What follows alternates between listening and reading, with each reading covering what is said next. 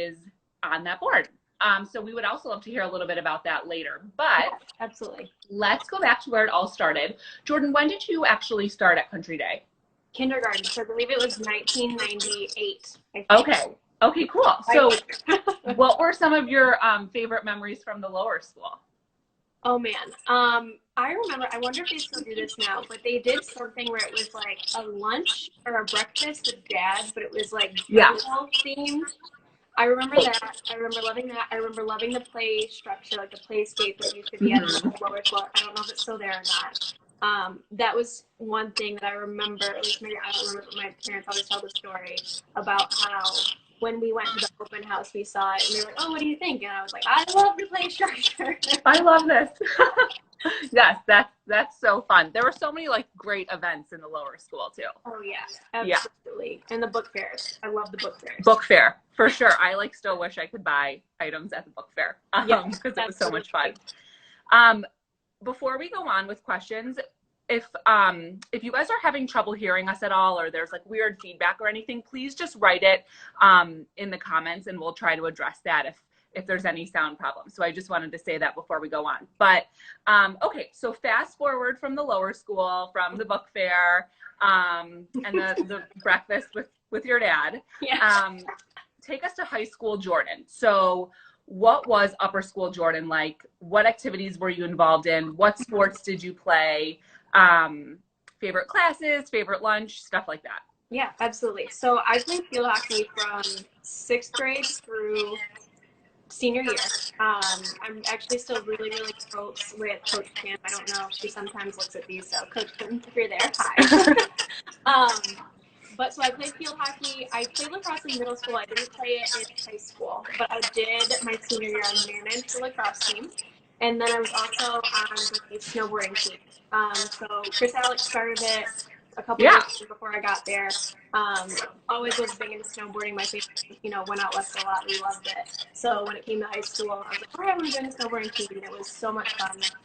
I loved it. I was a captain my senior year. Cool. Like, okay. Fast. My advisor was Mr. Flores, so I was in the ceramics room a lot. I very rarely went to the commons room. I was always in the ceramics room. As far as classes, I would say, the art classes for sure. I loved, of course, geology and oceanography of Dr. Freed. Always good classes. And then I had some class, what was it? Oh my gosh, it was with, it was like a weird, like, personal finance class or something, but it was one of the science teachers, and I cannot for the life of me remember his name. Oh my gosh, I can see his face. I think he's from Canada. I don't know if he's from there or not. But I remember that class being, like, really enjoyable and, like, learning things that, I could kind of carry through later in life, which was kind of fun. That's cool. That's really cool. So how did you decide where you wanted to go to college? When you were a junior or senior, you probably started looking at schools. What type of place were you looking for? And then what stood out to you? And then where did you end up going? Yes. So I remember talking with Mrs. Kinkela. She was my college counselor. Of course, like, I knew her for years because Lindsay was in my grade, and Lauren was just like a few years older than me. We always played sports together, so I felt like I knew her really well. But so we were looking at schools. I didn't really know what I wanted to do, honestly. I had no idea. Okay. I remember even thinking about, like, as far as career options, I thought that I wanted to be a teacher. I did my senior project with Mrs. Wilhelmi. Okay. Favorite thing ever. Oh, yeah. But yeah, I didn't really know what I wanted to do. My mom went to Penn State, so she was always pretty big on the Big Ten. I knew that I wasn't going to be like a, out east or a Ivy League type person. It's just not my, where I belong. Sure. So I looked at Michigan State. I went on a visit there. I liked it. I thought it was, fun. Okay. And I ended up applying there. I actually got in early on my birthday. Cool. Okay. My senior year birthday, found out I got into Michigan State. And then after that, I just, started exploring it more and figured out that I liked it. I don't even honestly remember. I'm sure I applied to other places, but I don't remember, like, anything after getting in and being, okay, I'm going to Michigan State. And it ended up honestly being, like, a perfect fit for me. Yeah. Like I said, my mom with Penn State and Michigan State kind of being similar, land-grant schools, like, we had, very similar disposition vibes. So for me, it was a really, really good fit. That's awesome. And something I'm wondering about too, just from my own personal experience of having gone also to a Big Ten school. So being a Country Day lifer, what was the transition like for you from being in a very small environment and then thrown into MSU? What was your transition with that? Yeah, it is really different. It is something that, again, you go from Country Day where at the time, 2011 was 193 graduating seniors. Right. At the time, we were the biggest in the history of the school, going to Michigan State, which I want to say like 45,000 students, and I'm not even sure if that includes grad students. So it was definitely, you know, a change, a switch, a transition. Mm-hmm. But luckily for me, I had someone who was actually a year ahead of me at Country Day that I wasn't friends with in high school, but I kind of became friends with like around when I graduated after his first year at Michigan State. Okay. He kind of showed me the ropes. D'Angelo Taylor is his name.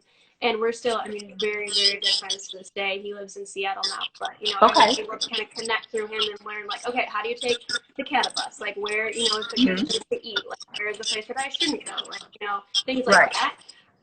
It was really just the little things. Yeah, exactly. And just like learning the ropes and figuring out again, like, how do you manage going from this tiny little school where you have, you know, 4 hallways or however many hallways there are to all of a sudden a campus that takes, you know, 45 minutes to walk from one end to the other end. Exactly. Jordan, I'm seeing in the chat that there's a little bit of feedback. Maybe do you mind like altering your phone or adjusting it a little bit? Yeah. Let me see. Is that any better? Yeah, we'll see. We'll see how it goes. So you actually touched on this a little bit, but what was the role that Country Day alumni played in your college experience? Because going to a place like MSU, you're obviously bound to run into Country Day people. So what was the network and what role did it play in your overall experience? Yeah, so that's one thing that I think with Country Day is really strong. I don't know if I'm still hearing feedback. Let me know, guys. It actually sounds better to me. Mm-hmm. Okay, cool. So that's the thing I think I love about Country Day is even if it's someone that, again, you may have not been really good friends with in high school or elementary school, it's like you still have that connection, you still have that family, you still have that, you know, bond of being with somebody that also went to Country Day that you kind of relate to in a way. Mm-hmm. Which I think, again, is something it's really powerful. It's been like beyond college and now into my adult life, I guess you can call it. Mm-hmm. But I think that, again, running into people, it was really nice to be able to see someone, again, I knew from high school, but, you know, I wasn't necessarily living with them because I didn't ever live with anyone from Country Day. Actually, after I graduated from high school, then I moved in with someone from Country Day. Or after college, I mean. But it's just, you know, having those people that have that shared experience and those family kind of, you know, I think is something it's really nice. And it's not something, again, that, you know, I feel like, at least from what I've understood, again, I went to Country Day for 13 years, so I don't know any different. But I feel like it's something that is kind of unique to Country Day and is unique to the school where you're so used to spending, you know, from before school through sports and everything. It's like you're kind of always there. So you have that real deep connection with people. Yes, exactly. I know that's true for a lot of people, and it really is like such a special element of Country Day because it could be a person who's a senior who you never talked to when you were in high school because you were a freshman, but then all of a sudden you're in the same type of setting, and it's just really nice to make those kind of bonds in that way too. So exactly. And it's so funny because I would say I am still very much friends with a lot of people that I was friends with while I was in high school, but some of my closest friends now are actually Country Day graduates that I became friends with like after I graduated. Okay. Yeah, I love that. That's awesome. Okay, so you're about to graduate from MSU. So exciting. How did you go about getting your first job, and what was kind of the mindset that you went in with or wished that you had gone in with to like give any advice to anyone who's about to be looking for their first job? So like I said, I initially went to Michigan State thinking I wanted to be a teacher. I started off in elementary ed, and I learned very early on that teaching in any school that is not a Country Day or, you know, a similar kind of level is really, really challenging. And the lack of resources and the lack of support is just something that I knew that I wasn't going to be able to be the type of teacher that I really wanted to be. So somehow, some way, again, by fate, my mom ended up looking at the Detroit Lions job board, and she saw an internship for community relations, and she was like, oh, I'm interested in this. And I read it, and this was like spring break of my freshman year at Michigan State. And I read it and I was like, oh my goodness, this is literally everything that I wanted in a job, but I didn't know that you could actually do like community outreach and like work for a job. I had like no idea at the time that was a thing. Right. So I ended up switching my major to communications and was really focused, like laser focused on being in community relations and professional sports. That's what I wanted to do when I graduated. As you can imagine, that's something that is, you know, there's only however many professional sports teams, and so many people are trying to get jobs in those areas. So it's really, really competitive. So I actually was talking with Kyra Mann. So I became pretty close with the Mann family. And she, you know, has worked in nonprofits forever. She was a huge help, a huge mentor, and helped me find the Michigan Nonprofit Association job board. And kind of opened up my you know, plans or thoughts or goals from just being in sports to being in the nonprofit world. So I was applying a bunch of different places. I ended up finding a job that worked with students with disabilities and teaching them how to bike and use fixed route transit as a mode. That's awesome. Okay. So it was really interesting because I was the development director, so I was doing fundraising and events, but I was also working with students, you know, 4 days out of the week, which I have zero special ed training, none. Okay. But we were biking, we were using the bus system.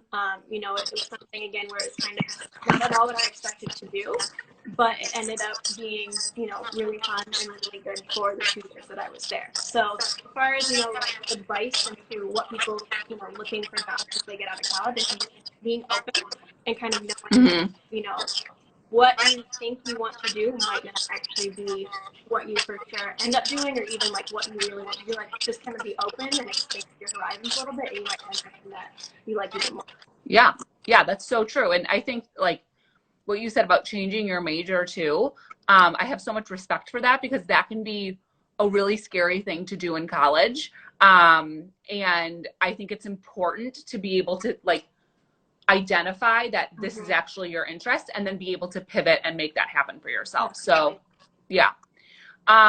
Okay. So tell us a little bit about like what you've been doing since your first job. I know you've had a lot of experiences since then. And you actually have 2 positions right now. So if you could tell us a little bit about what you did and then what you're currently doing. Yeah. So I worked for an organization, biking organization, for 2 years. I've always wanted to work in Detroit. I've always wanted to live in Detroit. Again, I don't really know where that comes from. It's kind of like an intuition that's always been in me. So at the time, I was just kind of applying anywhere and everywhere. And I ended up getting a job on the events team at the Detroit Regional Chamber. So I had a split role there. I worked partially for the chamber, or for the events team. So the Mackinac Policy Conference, the Detroit Policy Conference, some of these like bigger name conferences in the state. We worked on. And then my other half of my role was working with the Leadership Detroit program. So it's I believe it's 9 months leadership development program for regional leaders. Okay. And there's actually a handful of Country Day grads who have gone through it. So that was kind of, you know, a fun thing, learning later in life, connecting and meeting some of these people that, you know, went to Country Day in the 90s and 80s and things like that. Awesome. So I worked there for 2 years. At the time, someone that was working at the chamber, I became friends with, and he started an organization originally. First, it was called Original Creativity. We since have changed the name to Northwest Goldberg Care. So it is a community development corporation, which is a form of a nonprofit in Northwest Goldberg neighborhood. So where Motown Museum is, where the new Bridget Herrick Cancer Center for Henry Ford Hospital is, where Northwestern High School is. So it is a neighborhood that is, it has a lot of history. So during the rebellion in 1967, it's actually the first place that shots were fired from the U.S. Army National Guard. Wow. Is where the original Olympia was. So of course, Motown being there, you know, people remember, you know, Michael Jackson walking down the street and singing. But it's had a lot of disinvestment over the years, and it's a neighborhood that still needs a lot of love and a lot of kind of work to come back to, you know, its former glory and even more for the future. So met him, kind of got in first with their neighborhood garden. I really like gardening. I really like growing vegetables, not flowers, just vegetables. That's probably pretty helpful right now. Yeah, it is. It is. It's funny. Maybe at the end I got like all my plants on the ground next to me. I might show them off. But so kind of got involved through that, through the garden, and then kind of worked my way in and was in the executive director role for a while. So that's still, right now, it's still volunteer. I'm now the director of programming. So we've been trying to do a lot more things other than just the garden. So we've actually built 2 parks last summer. We got grant funding from the Michigan Economic Development Corporation and then also Detroit Future City to build 2 parks in the neighborhood. So we're really focused right now on green spaces, and public spaces and placemaking. But the goal is to eventually use our 3 pillars of business, community, and family to really, revitalize that neighborhood and bring it back to, again, like where, it kind of once was. And like I said, like even, a higher level. So I'm actually renovating a house there right now. I bought a house for $1,000 from the land bank. Cool. Needed every single thing that you could think of in a house to be done, but I'm working on it slowly, slowly, and eventually, hopefully, that's a project. Yes, it's a huge project. Hopefully later this year I'll be able to move in. It's funny, I was looking for someone to help with some carpentry work, and I actually ended up finding another Country Day grad, Kelsey Von Warmer from 2009. Yeah, so she was doing her and her company were doing some carpentry work for me in my house. So it was, again, I love it. Connections are everywhere. So again, that's I do that all volunteer right now on the side, but I also work full-time for Build Institute, which is another nonprofit in Detroit that focuses on entrepreneurship and small business. So they started in 2012. They have over 600 graduates who have started 600 businesses that have created like 1,300 jobs, have created or wouldn't have existed otherwise. So Sister Pie is a graduate, Good Cakes and Bakes is a graduate, Detroit is the New Black is a graduate. So really focusing on kind of like Main Street entrepreneurship. So it's less tech-based, but really, again, like those businesses, the kind of mom and pop businesses, everything that's essentially not tech. So to me, I mean, my dad started his business when I was, I think, like 1 or something like that. So, entrepreneurship has always been something that's been very close to my heart.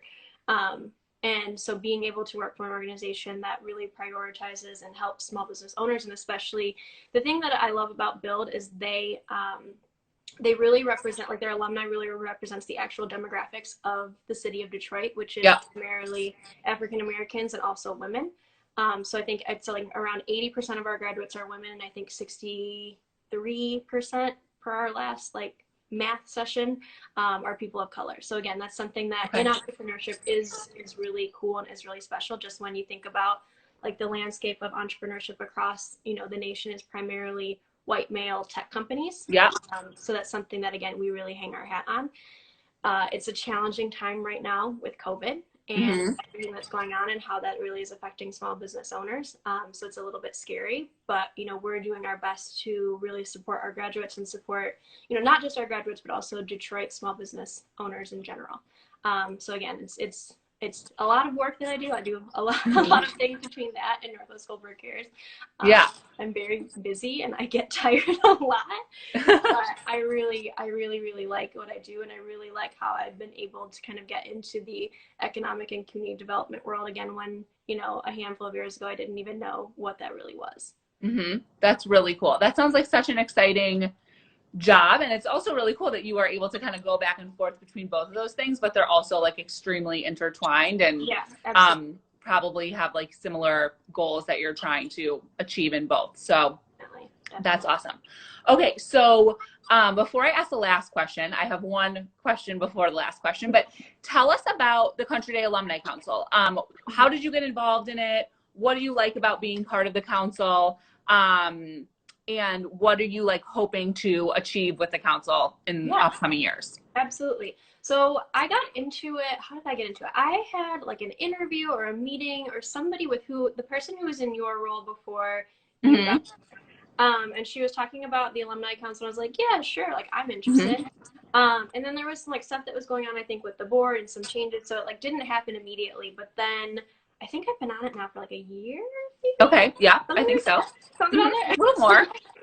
And again, it was just something where, I really like the fact that when I run into somebody that is a Country Day alum, it's again, you have that like instant connection with someone. You have that instant, you know, like we're not family, but we're family type thing. Sure. I can't tell you how many times, you know, that's happened even now in my professional career, right? So it's been really cool. And I think, again, really like being a part of something or at a council that is, you know, working to really make those connections even stronger was what was exciting to me. You know, I think that, again, like it's something where if we can really build out this network to be even more robust. So it's like, you know, someone who has heard of community or economic development, like they can go to the Country Day Alumni Network and say, hey, I want to find somebody, and then they can come find me and I can help them, you know, in whatever they do. Like, I love being a part of that. I love being able to help connect people and help, you know, get people together.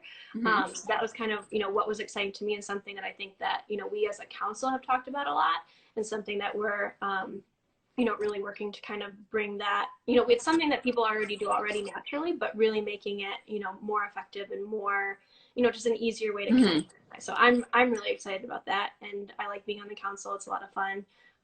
The holiday party is really fun. Everyone should come. Everyone should come.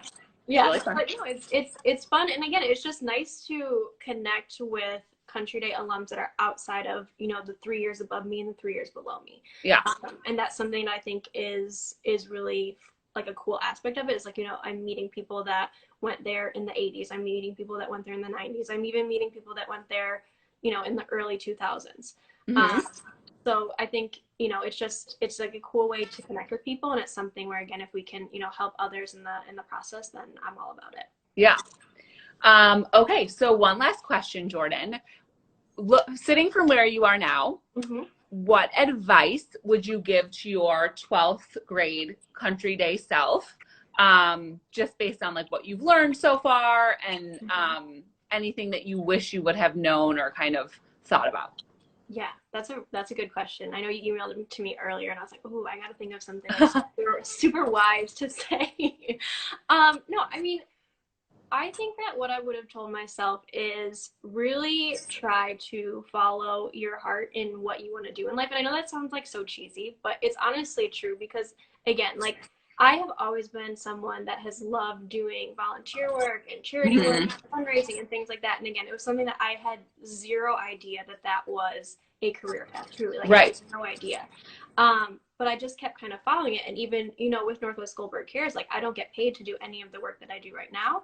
But it's like, could it be something that, again, you know, one day does translate into a job or a full-time job? I mean, yes, I would argue yes, like, we're working, you know, on getting funding and making this a real, you know, sustainable organization that not only myself, but other people can do this work, right? So I think, you know, telling my 12th grade self, or telling, you know, other 12th graders who might not, again, have some of those desires that a lot of, like, Country Day kids, like, I want to be doctor, lawyer, all these things, which is fabulous. And again, we need all of those people, 100%, not trying to, you know, speak down to that at all, but finding, you know, some alternative routes. Like, if you really like to do something, go for it, and like, figure out a way to make it, you know, what you want to be and what you want to, you know, be when you grow up. Like, I think that, again, just forging your own path is cool, and it's a little bit lonely at times, and it's a little bit, you know, weird because you don't really know what you're doing at times.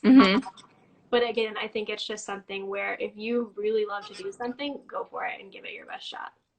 I love that. Well, thank you so much, Jordan. We loved having you today. If anyone is interested in MSU, in nonprofit work, the stuff you're doing right now, is it okay for them to reach out to you? Yes, please. Okay, so why don't you tell us your Instagram handle and your email? Okay, perfect. So my Instagram handle is just my last name. It's Yagiela. If you want to connect or follow us, Northwest Goldberg Cares, it's at NW Goldberg Cares. And then my email address is my last name, Yagiela, first initial J, at msu.edu. I still use my MSU. I love it. Why not? They have not taken it away from me yet. I don't know why. But yes, please contact me, send me a message, email me, mail me, carrier pigeon, whatever you want to do. Contact me. I am happy to chat about anything and everything, and I would love to connect with anybody that has any questions. Awesome. Well, thank you, Jordan. Have a great rest of your day. Hopefully see you in person soon. Yes. Thank you so much. Okay. Thank you, everyone. Bye.